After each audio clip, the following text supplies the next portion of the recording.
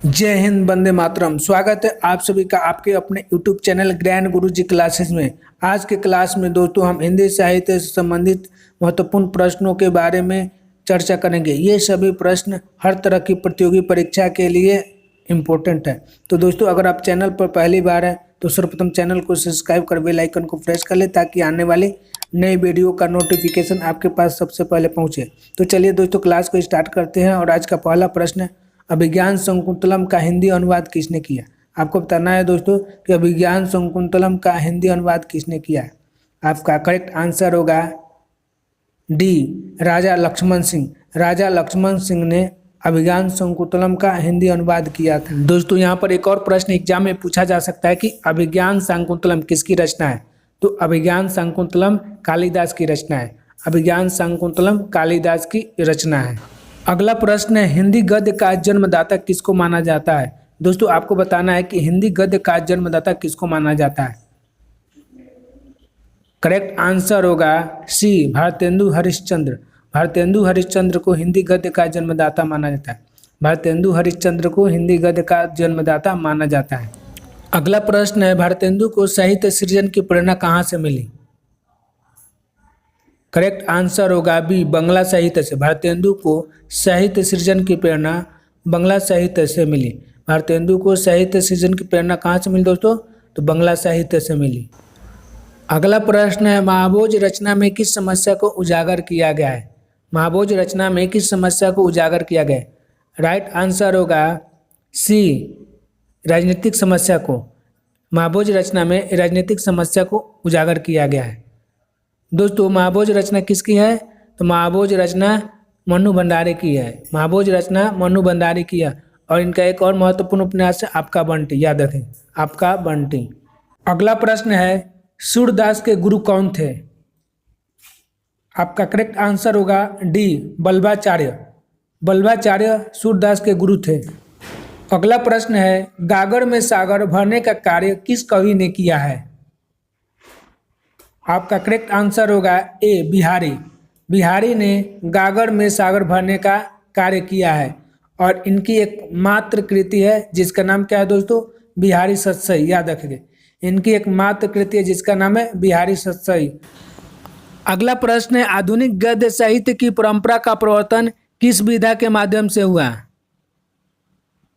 Correct answer होगा B, नाटक। आधुनिक गद्य साहित्य की परंपरा का प्रवर्तन नाटक विधा से शुरू हुआ। अगला प्रश्न है, हिंदी में प्रयोगवाद के जनक माने जा। करेक्ट आंसर होगा डी, अज्ञेय। हिंदी में प्रयोगवाद के जनक अज्ञेय माने जाते हैं। अगला प्रश्न है, निम्न में से कौन अष्टछाप के सर्वश्रेष्ठ भक्त कवि माने जाते हैं। करेक्ट आंसर होगा बी, सूरदास। सूरदास अष्टछाप के सर्वश्रेष्ठ भक्त कवि माने जाते हैं। अष्टछाप के सर्वश्रेष्ठ कवि कौन माने जाते हैं दोस्तों, सूरदास। अगला प्रश्न है, निम्नलिखित में से कौन सा एक उपन्यास जैनेन्द्र द्वारा रचित है।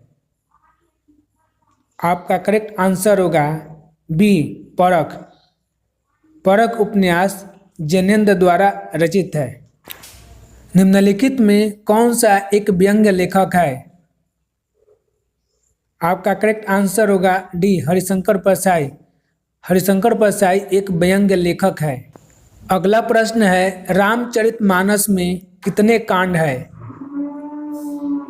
आपका करेक्ट आंसर होगा सी, 7। रामचरितमानस में 7 कांड है। रामचरितमानस की भाषा क्या है। आपका करेक्ट आंसर होगा डी, अवधी। रामचरितमानस की भाषा अवधी है। अगला प्रश्न है, खालिक बाड़ी किसकी रचना है। आपका करेक्ट आंसर होगा खुसरो। खालिक बाड़ी अमीर खुसरो की रचना है। अगला प्रश्न है, सूफी काव्य का उद्देश्य है। आपका करेक्ट आंसर है ए, प्रेम निरूपण। सूफी काव्य का उद्देश्य है प्रेम निरूपण काव्य की रचना करना। अगला प्रश्न है, जूही की कली कविता के कवि हैं। आपका करेक्ट आंसर होगा बी, निराला। जूही की कली कविता के कवि निराला है। अगला प्रश्न है, हालावाद के प्रवर्तक का नाम है। आपका करेक्ट आंसर होगा डी, हरिवंश राय बच्चन। हालावाद के प्रवर्तक का नाम हरिवंश राय बच्चन है। अगला प्रश्न है, कवि वचन सुधा के संपादक थे। आपका करेक्ट आंसर होगा बी भारतेंदु। भारतेंदु हरिश्चंद्र कवि वचन सुधा के संपादक थे। अगला प्रश्न है, नागरी प्रचारणी सभा का स्थापना वर्ष है। आपका करेक्ट आंसर होगा ए 1893। नागरी प्रचारणी सभा का स्थापना 1893 है। अगला प्रश्न है, शिव शंभु के चिट्ठे के लेखक है। आपका करेक्ट आंसर है बी बाल मुकुंद गुप्त। शिव शंभु के चिट्ठे के लेखक बाल मुकुंद गुप्त है। अगला प्रश्न है, आपका बंटी उपन्यास में किस समस्या को उजागर किया गया है। राइट आंसर होगा डी तलाक से जुड़ी बाल समस्या। आपका बंटी उपन्यास में तलाक से जुड़ी बाल समस्या को दिखाया गया है। दोस्तों, आपको कमेंट्स बॉक्स में बताना है कि आपका बंटी किसका उपन्यास है। आपका बंटी किसका उपन्यास है। दोस्तों, आपका बंटी मनु भंडारी का उपन्यास है। आपका बंटी किसका उपन्यास है। मनु भंडारी का उपन्यास है। अगला प्रश्न है, आत्मजयी किसकी रचना है। आपका करेक्ट आंसर होगा ए कुंवर नारायण। आत्मजयी कुंवर नारायण की रचना है। अगला प्रश्न है, मेरे राम का मुकुट भीग रहा है निबंध के निबंधकार कौन है। आपका करेक्ट आंसर होगा ए विद्यानिवास मिश्र। विद्यानिवास मिश्र मेरे राम का मुकुट भीग रहा है निबंध के निबंधकार है। अगला प्रश्न है, अरे यायावर याद रहेगा किसके द्वारा रचित यात्रा वृत्तांत है। आपका करेक्ट आंसर होगा बी अज्ञेय। अरे यायावर याद रहेगा अज्ञेय द्वारा रचित यात्रा वृत्तांत है। अगला प्रश्न है, वापसी किस विधा में रचित है। आपका करेक्ट आंसर होगा बी कहानी। वापसी कहानी विधा में रचित है और यह उषा प्रियमोदा की कहानी है। किसकी कहानी है। उषा प्रियमोदा की कहानी है, याद रखेंगे मेरे दोस्त। अगला प्रश्न है, बिहारी किस राजा के दरबारी कवि थे। आपका करेक्ट आंसर होगा सी जय सिंह। बिहारी राजा जय सिंह के दरबारी कवि थे। अगला प्रश्न है, राग दरबारी के रचयिता है। आपका करेक्ट आंसर होगा बी श्रीलाल शुक्ल। श्रीलाल शुक्ल राग दरबारी के रचयिता है। अगला प्रश्न है, ध्रुव स्वामिनी के रचयिता है। आपका करेक्ट आंसर होगा सी जयशंकर प्रसाद। जयशंकर प्रसाद ध्रुव स्वामिनी नाटक के रचयिता है। अगला प्रश्न है, निम्नलिखित में कौन सा एक उपन्यास जैनेन्द्र रचित है। दोस्तों, आपको बताना है कि इनमें से कौन सा उपन्यास जैनेन्द्र द्वारा रचित है। राइट आंसर होगा बी परख। परख जैनेन्द्र द्वारा रचित उपन्यास है। दोस्तों, इसके अलावा इनके और दो महत्वपूर्ण उपन्यास है, सुनीता और त्यागपत्र, याद रखेंगे। जैनेन्द्र द्वारा रचित दो और महत्वपूर्ण उपन्यास है, सुनीता और त्यागपत्र। दोस्तों, पुनर्नवा हजारी प्रसाद द्विवेदी का उपन्यास है, सेवा सदन प्रेमचंद का उपन्यास है, मैला आंचल फणीश्वरनाथ रेणु का उपन्यास है। दोस्तों, यहाँ से भी प्रश्न एग्जाम में पूछा जाता है कि पुनर्नवा किसका उपन्यास है। हजारी प्रसाद द्विवेदी का। सेवा सदन किसका उपन्यास है। प्रेमचंद का। मैला आंचल किसका उपन्यास है। फणीश्वरनाथ रेणु का। मैला आंचल किसका। फणीश्वरनाथ रेणु का। अगला प्रश्न है, आत्मनिर्भरता के रचनाकार है। आपका करेक्ट आंसर होगा बी बालकृष्ण भट्ट। बालकृष्ण भट्ट आत्मनिर्भरता निबंध के रचनाकार है। अगला प्रश्न है, अनाम दास का पोथा के रचयिता कौन है। आपका करेक्ट आंसर होगा सी हजारी प्रसाद द्विवेदी। हजारी प्रसाद द्विवेदी अनाम दास का पोथा उपन्यास के रचयिता है। अगला प्रश्न है, किस काल को स्वर्ण काल कहा जाता है। दोस्तों, आपको बताना है कि किस काल को स्वर्ण काल कहा जाता है। करेक्ट आंसर होगा बी भक्ति काल। भक्ति काल को स्वर्ण काल कहा जाता है। दोस्तों, भक्ति काल को स्वर्ण काल किसने कहा था। जॉर्ज ग्रियर्सन ने। यहाँ से भी प्रश्न एग्जाम में पूछा जाता है कि भक्ति काल को स्वर्ण काल किसने कहा, तो जॉर्ज ग्रियर्सन ने। अगला प्रश्न है, बिहारी किस राजा के दरबार भी थे। दोस्तों, आपको बताना है कि बिहारी किस राजा के दरबारी कवि थे। करेक्ट आंसर होगा सी राजा जय सिंह। बिहारी राजा जय सिंह के दरबारी कवि थे।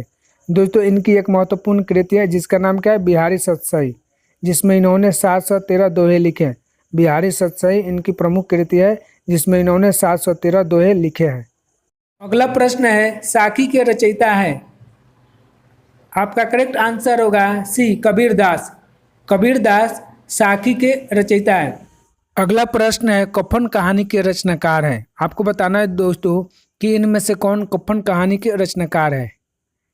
करेक्ट आंसर होगा ए, प्रेमचंद। प्रेमचंद कफन कहानी के रचनाकार है। दोस्तों इसके अलावा भी इनके और महत्वपूर्ण कहानी है, ईदगाह, पंच परमेश्वर, गुल्ली डंडा, पूस की रात। अगला प्रश्न है, चंद्रगुप्त नाटक के रचयिता है। दोस्तों आपको बताना है कि इनमें से कौन चंद्रगुप्त नाटक के रचयिता है। राइट आंसर होगा सी, जयशंकर प्रसाद। जयशंकर प्रसाद चंद्रगुप्त नाटक रचयिता है।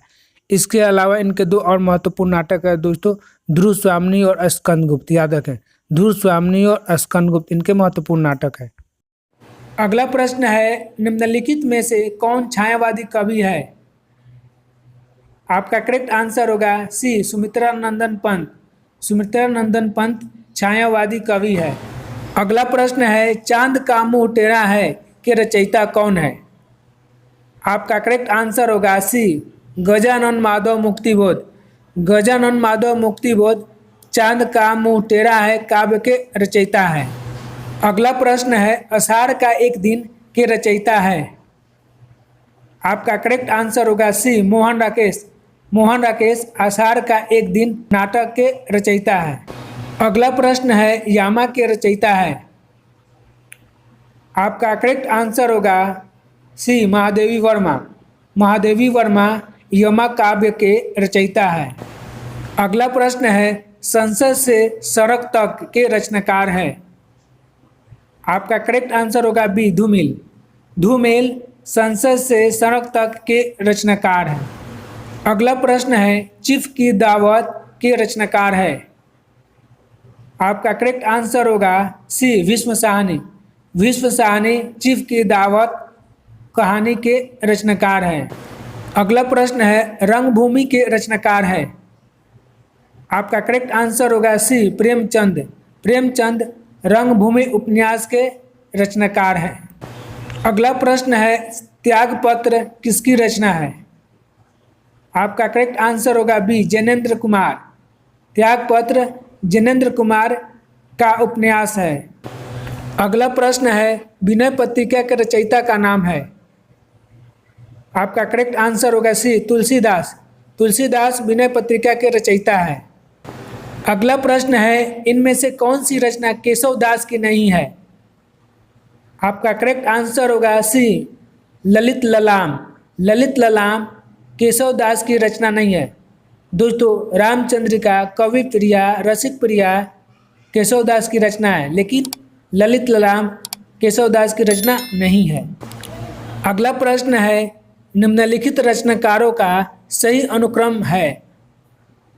आपका करेक्ट आंसर होगा सी, प्रसाद, निराला, पंत, महादेवी वर्मा।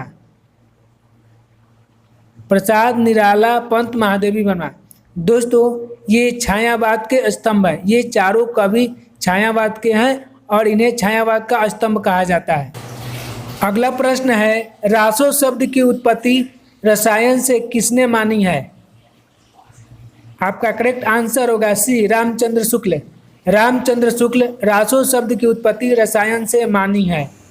अगला प्रश्न है, अनाम दास का पोथा उपन्यास के रचयिता कौन है। दोस्तों आपको बताना है कि अनाम दास का पोथा उपन्यास के रचयिता कौन है। करेक्ट आंसर होगा सी, हजारी प्रसाद द्विवेदी। हजारी प्रसाद द्विवेदी अनाम दास पोथा उपन्यास के रचयिता है। अगला प्रश्न है, मतवाला के संपादक कौन थे।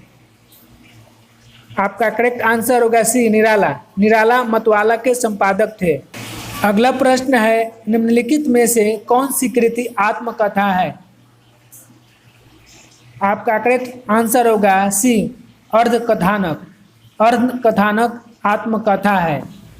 अगला प्रश्न है, इनमें से कौन अष्टछाप की कवि नहीं है। आपका करेक्ट आंसर होगा ए, मलुकदास। मलुकदास अष्टछाप के कवि नहीं है। अगला प्रश्न है, इनमें से कौन कवि प्रगतिवादी नहीं है। आपका करेक्ट आंसर होगा सी त्रिलोचन। त्रिलोचन प्रगतिवादी कवि नहीं है। अगला प्रश्न है इंदु पत्रिका के संपादक का नाम है। आपका करेक्ट आंसर होगा ए अंबिका प्रसाद गुप्त। अंबिका प्रसाद गुप्त इंदु पत्रिका के संपादक है। अगला प्रश्न है आवारा मसीहा किसके जीवन पर आधारित है। आपका करेक्ट आंसर होगा सी शरत चंद्र। आवारा मसीहा शरत चंद्र के जीवन पर आधारित है। अगला प्रश्न है इनमें से कौन सी रचना नाट्य काव्य नहीं है। आपका करेक्ट आंसर होगा बी परशुराम की प्रतीक्षा। परशुराम की प्रतीक्षा नाट्य काव्य नहीं है। अगला प्रश्न है रस गंगाधर के रचयिता कौन है। आपका करेक्ट आंसर होगा सी पंडित जगन्नाथ। पंडित जगन्नाथ रस गंगाधर के रचयिता है। अगला प्रश्न है सरहप्पा का संबंध निम्न में से किससे है। आपका करेक्ट आंसर होगा ए सिद्ध साहित्य। सरहप्पा का संबंध सिद्ध साहित्य से है। अगला प्रश्न है बिहारी किस धारा के कवि हैं। आपका करेक्ट आंसर होगा ए रीतिसिद्ध। बिहारी रीतिसिद्ध काव्यधारा के कवि हैं। अगला प्रश्न है जनता की चित्तवृत्ति का संचित प्रतिबिंब ही साहित्य है, यह कथन किसका है। आपका करेक्ट आंसर होगा सी रामचंद्र शुक्ल। यह कथन रामचंद्र शुक्ल का है। अगला प्रश्न है रामचंद्र शुक्ल ने आदिकाल की समय सीमा मानी है। आपका करेक्ट आंसर होगा सी संवत 1050 से 1375। संवत 1050 से 1375। अगला प्रश्न है निम्नलिखित में से कौन छायावादी कवि है। आपको बताना है कि निम्नलिखित में से कौन छायावादी कवि है। करेक्ट आंसर होगा सी सुमित्रा नंदन पंत। सुमित्रा नंदन पंत छायावादी कवि है। दोस्तों सुमित्रा नंदन के अलावा महादेवी वर्मा, निराला और जयशंकर प्रसाद छायावादी कवि है, याद रखेंगे। दोस्तों वीडियो कैसी लगी कमेंट्स बॉक्स में जरूर लिखिएगा। अगर वीडियो अच्छी लगी तो वीडियो को अधिक से अधिक अपने मित्रों, बहनों और भाइयों को शेयर कीजिएगा। फिर दोस्तों मिलते हैं एक नए वीडियो में नए टॉपिक के साथ। तब तक के लिए जय हिंद, जय भारत।